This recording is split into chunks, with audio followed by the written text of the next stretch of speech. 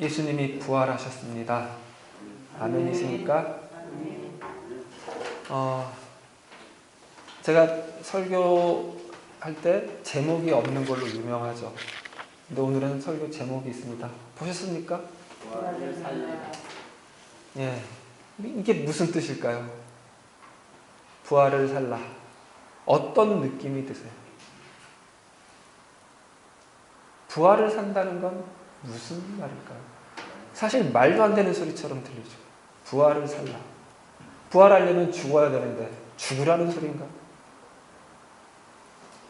지금 제가 이렇게 한 말에 말고 다른 혹시 의견이 있으신가요?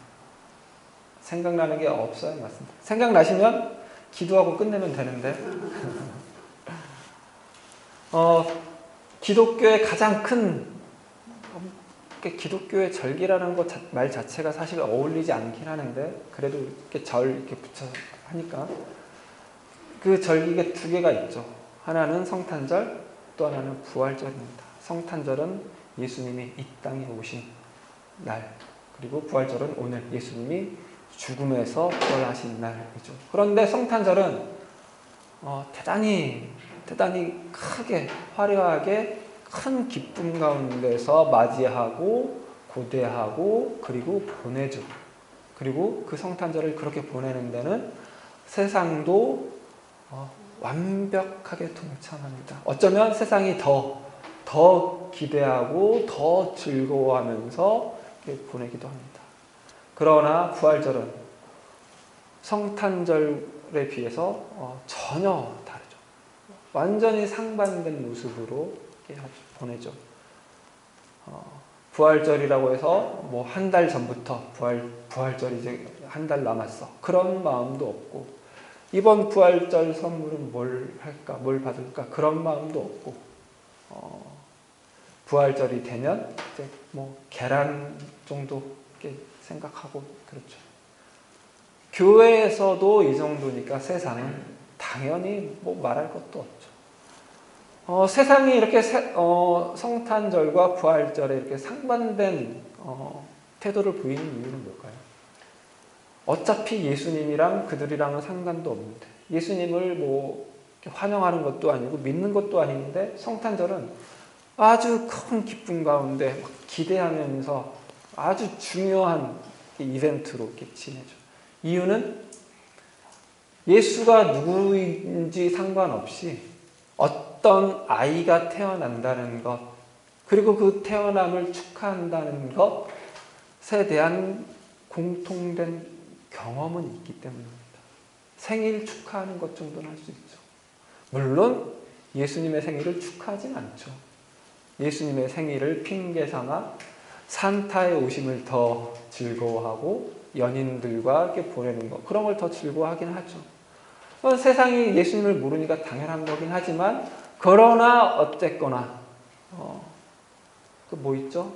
부처님 오신 날을 대하는 그 불자가 아닌 사람들의 태도에 비하면 이 기독교 신자가 아닌 자들의 성탄절을 대하는 태도는 놀라울 정도입니다.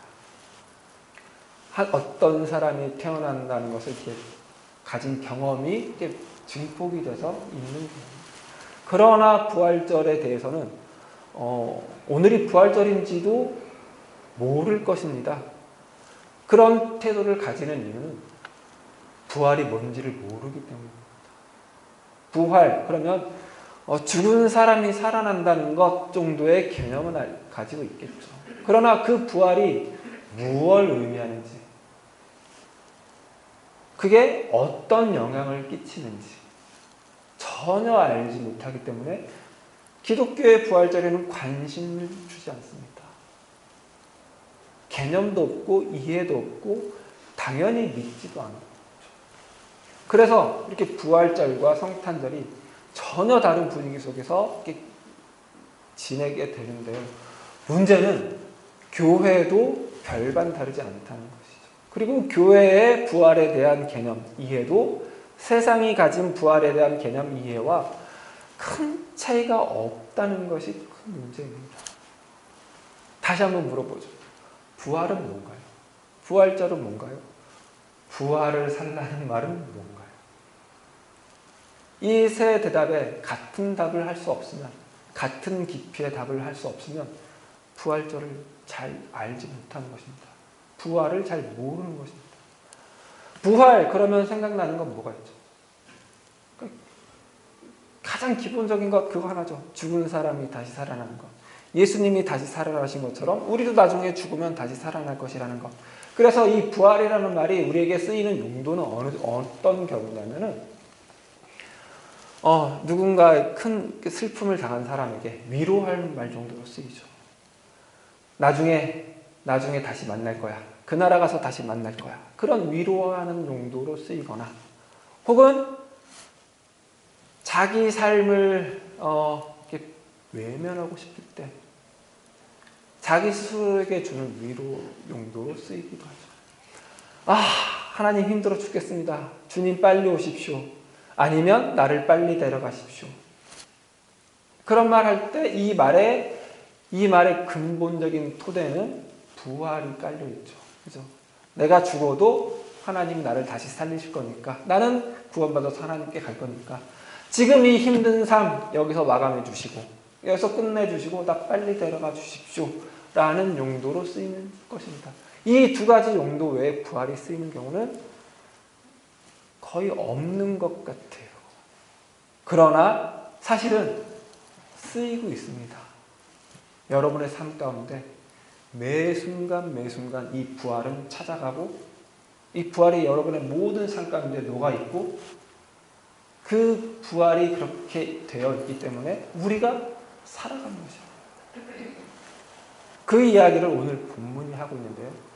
이 고린도전서는 고린도 교회에 보내는 바울의 편지입니다.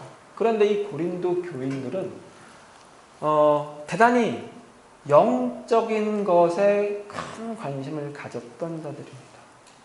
신령한 것에 관심을 가졌던 자들입니다. 그래서 이들은 여러 가지 면에서 어떤 신앙적인 면에서 오해를 가지고 있었는데, 가장 큰 오해 가운데 하나가 부활에 관한 오해였습니다. 오늘 우리 이 본문 읽으면서 얼핏 봤을 때는 바울이 이 부활을 믿지 않는 고린도 교인들에게 너네 부활을 안 믿으면 어떡하냐. 예수님이 부활하셨다. 예수님이 성경에 쓰여 있는 대로 죽으시고 성경에 쓰여 있는 대로 부활하셔가지고 제자들과 그를 따르는 자들에게 나타나셨고 내게도 나타나셨다. 이 말한 증거가 어딨냐? 예수님 분명히 부활하셨다라는 어떤 증언, 어떤 부활에 대한 역설인 것처럼 보입니다. 그리고 진짜 만약에 부활이 없으면 기독교 신앙 아무것도 아니게 되는데 그렇게 말하면 안 되지 않냐? 이렇게 말한 것처럼 보입니다. 마치 예수님의 부활이 예수님의 신성을 확증하는 어떤 사건인 것처럼 바울이 말하는 걸로 보기가 쉽다는 말입니다. 그러나 1차적으로 이 고린도 교인들은 예수님의 부활 자체를 부정한 것은 아닙니다. 예수님이 부활하셨다는 사실 자체를 부인한 것이 아니라고요. 그들은 예수님의 부활을 인정합니다. 그리고 그들 역시 부활할 것이라는 것을 인정합니다. 그러나 문제는 나중에 이들이 부활할 때 예수님이 부활하신 것도 모두 다 영혼이 부활한 것이라고 믿은 것입니다. 그러니까 몸이 부활한 것이 아니라 영과 혼이 부활한 것이라고 믿은 것이고, 나중에 이들이 부활할 때도 몸이 부활하는 것이 아니라 영과 혼이 부활할 것이라고 믿은 것입니다. 몸은 필요 없는 것, 열등한 것이라고 주장하는 영지주의적 사고에 물들어 있기 때문이었습니다. 그래서 그런 오해를 하고 있는 고린도 교인들에게 바울이 역설을 하는 것입니다. 그리스도의 몸이 다시 살아나셨다라고 하죠. 이 말들을 직역하면은, 그 바울이 쓴 그 헬라어 원문으로 직역하면 이런 말입니다. 시체가 다시 일어났다. 시체가 일어났다. 시체가 일어났다. 라는 말을 계속해서 바울이 씁니다. 다른 것 아닌 예수님이 죽어서 시체가 되었고 그 시체가 다시 일어났다라는 말을 계속하는 것이죠. 이 말은 대단히 중요한데요. 왜냐하면 몸이 다시 살아났다는 것은 살아있을 때 몸이 가치 없는 것이 아니라는 것을 뜻하기 때문입니다.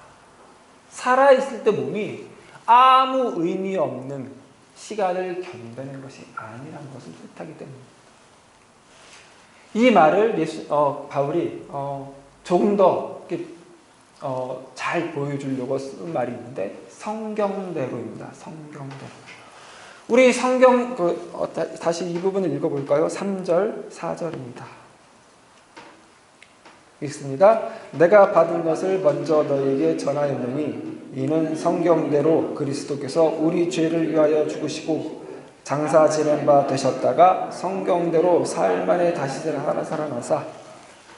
이 말씀을 읽다 보면은 어떤 구약에 나오는 특정한 구절을 인용하는 것처럼 어떤 구약 특정한 구절에서 설명한 대로 구약에 쓰여 있는 대로 예수님이 죽으셨고 예수님이 다시 살아나셨다고 말하는 것처럼 보기가 쉽습니다. 그래서 실제로 많은 신학자들이 이 성경대로가 도대체 어떤 구절을 의미하는지 구약의 어떤 책에 이제 제일 가능성 있는 것은 예언서들일 것인데요. 특별히 이사야 몇 장에 이런 맥락을 두고 이렇게 쓴 것이 아닐까 그런 추측들을 많이 하는데 물론 그럴 수도 있지만 그것보다 더 크게 봐야 됩니다. 어떤 것이냐면은 성경대로라는 말은 성경은 뭐죠? 하나님의 말씀이죠. 하나님의 말씀대로입니다. 그런데 이 하나님의 말씀대로 어떤 특정한 말씀이 아니라 하나님이 말씀하신 것 그 자체를 가리키는 말입니다. 하나님이 누구에게 말씀하신 거예요? 허공에 대고 이렇게 하나님이 그냥 말한 거예요? 벽에 대고 말한 거예요? 하나님 누구한테 말씀하신 거예요? 사람에게 말한 거죠. 사람에게 말한 거라고. 인간에게 하나님이 말씀하신 거죠. 여러분 보세요. 요즘에 그런 사람이 하도 많아서 이렇게 말하면 좀 이렇게 논란이 될 수 있는데 개를 붙잡고 말하는 사람은 여러분들 보시면 어떠세요? 본인이 그런 분은 지금 혹시 여기 안 계시죠? 개한테 막 별의 별 그냥 밥 먹었니? 이 정도면 꽤 괜찮아요. 그렇죠? 내가 오늘 누구를 만났는데 말이야 개한테 대고 이런 말 한다고 생각해보세요. 어떠세요? 생각만 해도 웃음이 나오죠. 누군가한테 말을 한다는 것은 그 말을 듣는 사람이 그 말을 알아듣는 사람이라고 생각하기 때문입니다. 그 말이 통하는 사람이라는 동등한 인격일 때 그 말하는 게 가능하다. 동등한. 그리고 그 말하는 수준이 그 나이에 따라서 그 지적 이해에 따라서 다르겠죠. 제가 우리 도빈이를 데리고 할 수 있는 말이 있고 여러분과 할 수 있는 말이 있죠. 제가 우리 도빈이를 데리고 인생은 말이야 그렇게 말하면 말이 안 되죠. 그렇죠? 근데 하나님이 하신 말씀이 이렇게 성경에 있어요. 그렇죠? 이 말씀이 우리에게 하시는 말씀이에요.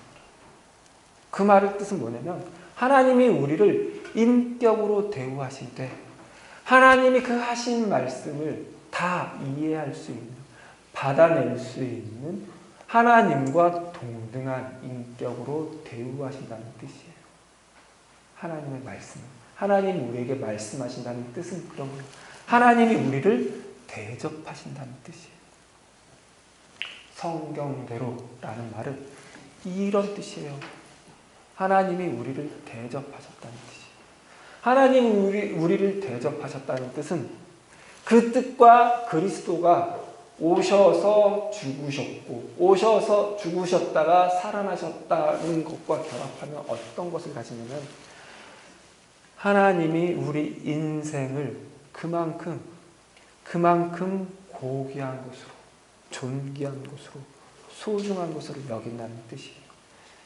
아담이 죄를 범하여 죄가 들어오고 사망이 들어오고 인간은 타락하여 하나님의 영광을 잃어버리고 아무것도 아닌 존재, 무가치한 존재처럼 되었죠. 그러나 하나님이 그 인간을 지워서 없애버리고 새로운 인간을 만들어낸 것이 아니라 하나님이 그 인간을 찾아가셔서 말씀하시고 내가 너를 회복하겠다. 내가 너를 고쳐내겠다. 내가 너를 향하여 가졌던 그 계획과 목적 반드시 이뤄내겠다고 말씀하셨죠. 그게 성경 말씀이에요. 그 성경 말씀대로 예수님이 오셨어요.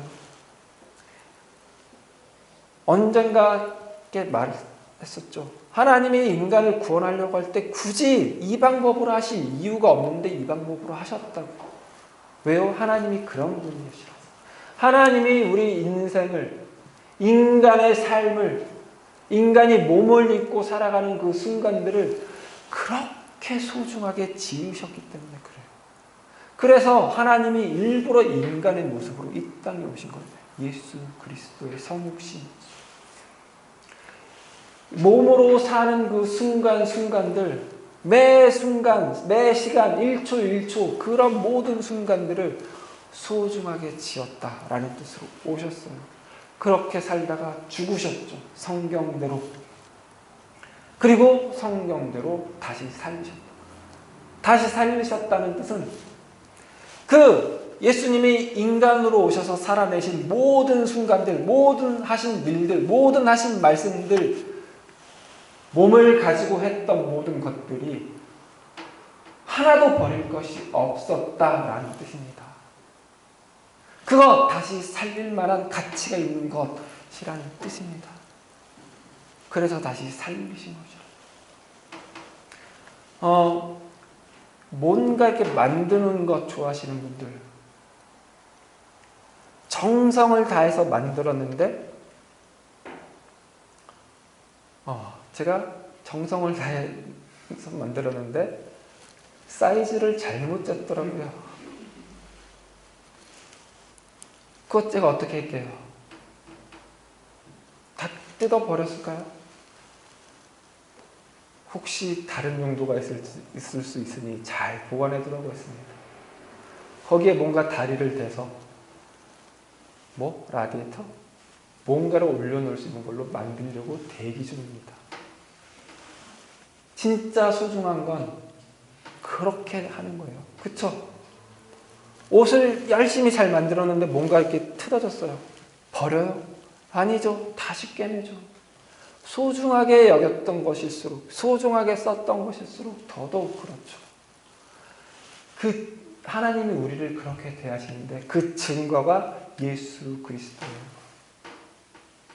예수 그리스도의 성육신, 예수 그리스도의 죽음, 예수 그리스도의 부활.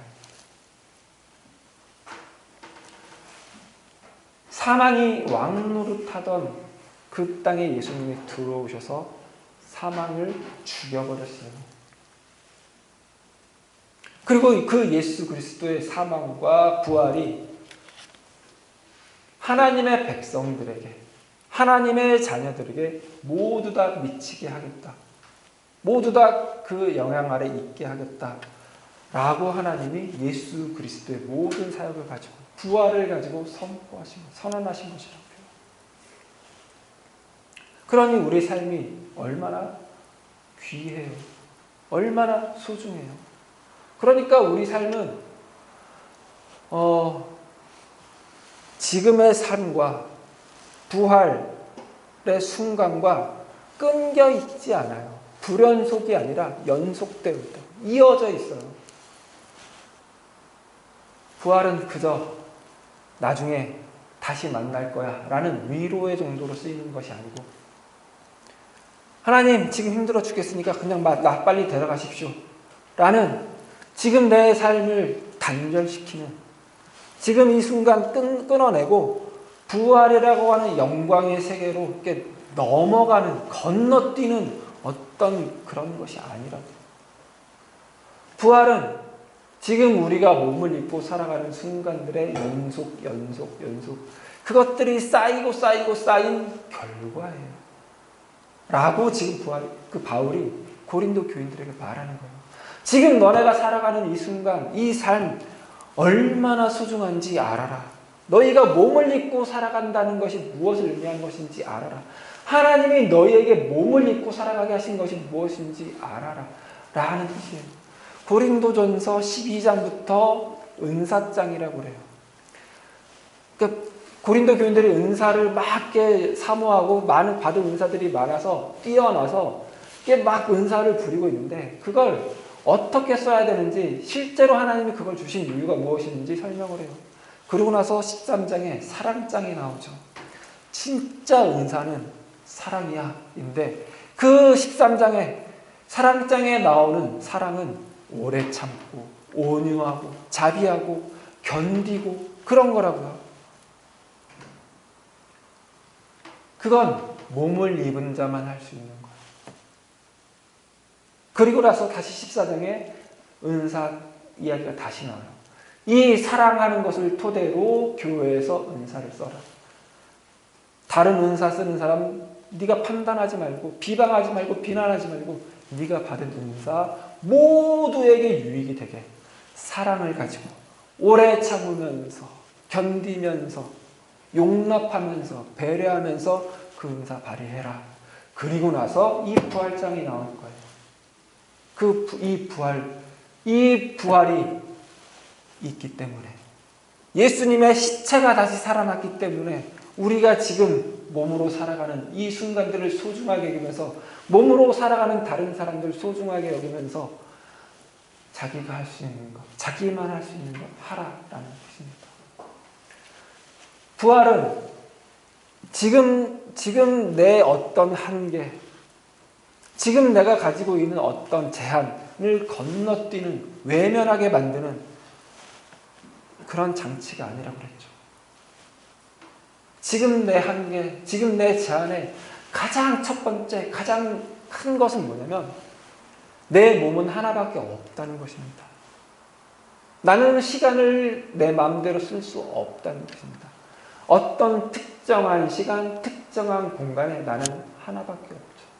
동시에 다른 곳에 나는 없습니다. 나를 대신할 누가 없다는 뜻입니다. 그 일을 열심히 하라는 뜻입니다. 그 일을 열심히 하시려고 예수님이 오셔서 그 일을 예수님이 열심히 하셨다가 부활하신 것이라고요. 천하 만민 중에 다른 이름을 주시지 않았다는 뜻이 이런 뜻입니다. 다른 구원받을 만한 이름을 하나님이 주지 않았다고. 예수 그리스도 외에는 예수님만 하실 수 있는 일이라는 뜻인데, 그 일은 예수님이 제한된 시간과 공간 속에 들어오셔서 이 몸을 입고 열심히 충실하게 살아가셨다는 뜻입니다. 그걸 우리에게도 요구하는 것이 부활절이라고요. 예수님의 부활이라고요. 너희도 이렇게 너희 몸이 부활할 것인데, 그냥 지금 이 삶에서 건너뛰고가 아니라 너희가 살아낸 모든 시간들이 쌓여서 그때 가서 더 영광된 모습, 사망이 더 이상 왕노릇하지 않는 모양으로, 반드시 승리하는 모양으로 부활할 것이다 라는 약속입니다. 동시에 요구입니다. 그러니 뭐 해야 될까요? 나만 할 수 있는 일. 세상은 나만 할 수 있는 일을 내 능력과 결부시켜 이야기를 하죠. 나만 할 수 있는 일, 그러면 직장을 먼저 떠올리면 안 됩니다. 나만 할 수 있는 일은 집에만 있어요. 교회에만 있어요. 나만 할 수 있는 일은 일과는 관련이 없어요. 세상에서, 직장에서 나만 할 수 있는 일은 진짜 나만 할 수 있을 것 같지만 그건 충분히 대체될 수 있어요. 교회에서도 마찬가지죠. 나만 할 수 있는 일, 이름 좋은 설교 나만 할 수 있을 것 같죠. 그러나 기능으로서 목사는 어느 누구랑도 대체될 수 있어요. 나만 할 수 있는 일은 늘 관계적인 일이죠. 어느 누구랑도 대체될 수 없는 것 뭐예요? 누군가의 배우자, 누군가의 자녀, 누군가의 부모. 그거 소중하게 하라는 거예요. 열심히. 이거 어쩔 수 없이 하는 일이 아니라 그때까지 그냥 참고 견디는 그런 정도가 아니라 소중하게 여기고 하라. 교우와의 관계 속에서도 누군가를 아껴주고 배려하고 하는 것은 진짜 나만 할 수 있는 일이에요. 그 일에 열심히 하라고. 그게 우리 부활, 몸의 부활과 가장 큰 관련입니다. 그 요구하는 거예요. 부활을 살라라는 말 무슨 말인지 아시겠어요? 얼핏 생각하면 그렇게 하면 세상 어떻게 살아가냐 그런 생각 들 수 있을 것 같습니다. 세상이 얼마나 살기 힘든데 저도 압니다. 세상 매정하죠. 비정하죠. 두 번 기회를 주지 않죠. 그 세상 살아가려면 뭔가 열심히 하고 나도 매정해야 될 때가 있을 것 같고 그렇죠. 그러나 그런 세상은 사망이 왕노릇한다고 생각하는 사람들의 세상입니다. 우리는 사망이 죽었다고 주장하는 자들입니다. 예수 그리스도의 부활을 통해서 사망이 죽었다는 것을 본 사람들입니다. 사망은 아무런 힘이 없다는 것을 본 사람들입니다. 그러니 우리가 무엇을 해도 우리가 망하는 것 같아도 진짜 망하지 않는다는 것을 아는 사람들입니다. 그래서 더더욱 진짜 나만 할 수 있는 우리 가족을 위한 일을, 우리 교우들을 위한 일을 더 신경 쓸 수 있는 것이죠. 그렇게 하라는 것입니다. 그게 부활을 사는 것입니다. 부활을 살아가시겠습니까? 마음대로 하세요. 그런데 처음에 말씀드렸었죠. 여러분도 모르는 사이에 여러분은 이미 부활 속에 있다. 부활이 여러분을 찾아가서 여러분 삶의 일부가 됐고 여러분 삶의 근거가 되었다. 여러분은 이미 우리는 모두 다 부활을 살아가고 있어요. 이거 진짜 아멘 해야 되는데 이거 이때 아멘 안 하면 언제 할 거예요? 국 끓여 먹을 거예요? 여러분 이미 부활을 살고 있어요. 아멘. 여러분은 진짜로 승리를 향해서 가고 있다. 지금 힘들고 어렵고 망하는 것 같아도 그렇지 않다고요. 그건 어떤 물질적인 것에서도 당연히 그렇지만 관계적인 것에서도 그렇다는 것 여러분에게 위로가 됐으면 좋겠어요. 지금 여러분이 잘 못해서 뭔가 후회되고 뭔가 자책되는 게 있을 수 있어요. 관계 속에서. 특별히 가족과의 관계 속에서. 거기서 자유로울 사람 아무도 없어요. 거기서 자신 있는 사람 아무도 없어요. 지금 이렇게 말하고 있는 저도 마찬가지예요. 그런데 그런 자책이, 그런 후회되는 순간들이 쌓이면서 하나님이 일하신다고요. 그게 부활이에요. 부활을 살게 하면서 부활을 살아가면서 또 부활을 살게 만들고 또 진짜 부활을 약속하신다. 이게 기독교 신앙의 신비예요. 이게 모든 인생의 순간들이 신앙으로 우리가 받아들일 수 있는 근거라고. 우리 그런 멋진 삶을, 멋진 인생을, 멋진 순간들을 하나님이 우리에게 선물로 주셨습니다. 아멘. 오늘 이 부활절의 선물 마음속에 잘 간직하시고 그 부활을 살아내는데 능한 우리 성도님들 되시기 바랍니다. 기도하시겠습니다. 하나님 감사합니다. 하나님께서 우리를 그렇게 대접해 주신 것을 다시 한번 배웁니다. 하나님께서 우리 인생을 그렇게 소중하게 지으셨고 목적하셨고 그렇게 대접해 주시는 것 하나님 다시 한번 감사드립니다. 예수 그리스도의 성육신과 예수 그리스도의 사심과 예수 그리스도의 죽음과 예수 그리스도의 부활을 통하여 우리가 다시 한번 보았습니다. 그러니 하나님 우리가 우리에게 주어진 이 삶을 소중하게 여기며 우리에게 주어진 삶들을 살아가게 도와주시옵소서. 책임감 있게 살아가게 하시되 내가 나만 할 수 있는 일, 내 가족과 내 교우들과 내 친구들과의 관계 속에서 충실하게 성실하게 의롭게 해낼 수 있는 우리가 되게 도와주시옵소서. 그렇게 부활을 누리며 부활에 동참하며 부활을 살아내는 우리가 되게 도와주시옵소서. 감사드리며 예수님 이름으로 기도드렸습니다. 아멘.